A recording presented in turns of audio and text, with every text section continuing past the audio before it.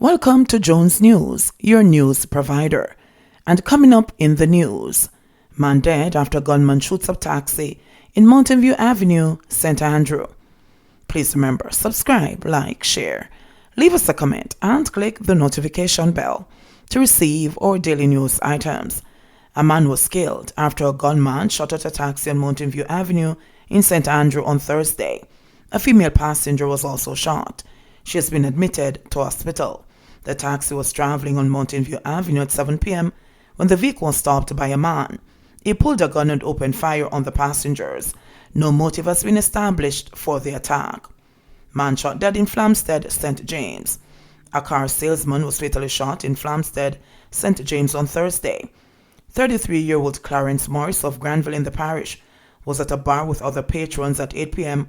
when a man entered and shot him. The gunman exited the bar and later tried to re-enter. The patrons, however, blocked the door. The man then shot up the establishment before leaving. The police found 9 spent shells at the scene. St. Catherine police looking for gunmen who abducted, robbed, and assaulted women. The St. Catherine North police are searching for gunmen they suspect have been abducting and robbing persons in the division. The men struck on Thursday night when they abducted a 47-year-old woman and her 2 daughters in Hampton Green. About 10 p.m., the women were walking home from church when a car with men aboard drove up. The men reportedly pulled guns and forced the women into the vehicle. The women were taken to bushes in the Walks Road area where they were robbed and the 2 daughters sexually assaulted. They were later released.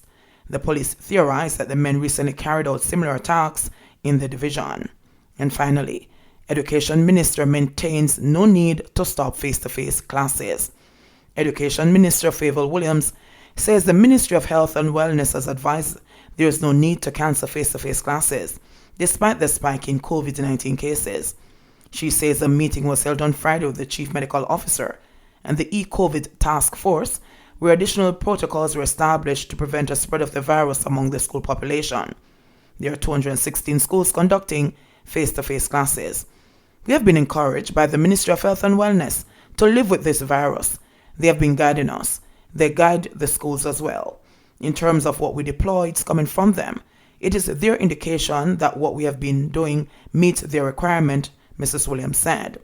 The Jamaica Teachers Association and the National Parent Teacher Association of Jamaica have called for the government to suspend face-to-face classes.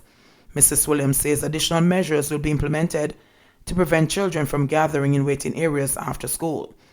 After students leave school, they intend to congregate in waiting areas, and the Health Ministry has noticed the bungling that is happening.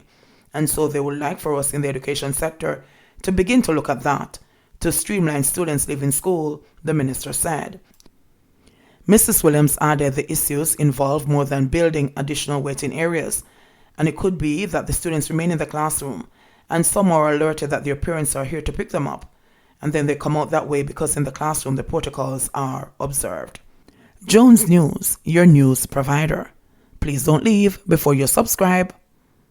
Click the notification bell and leave us a comment.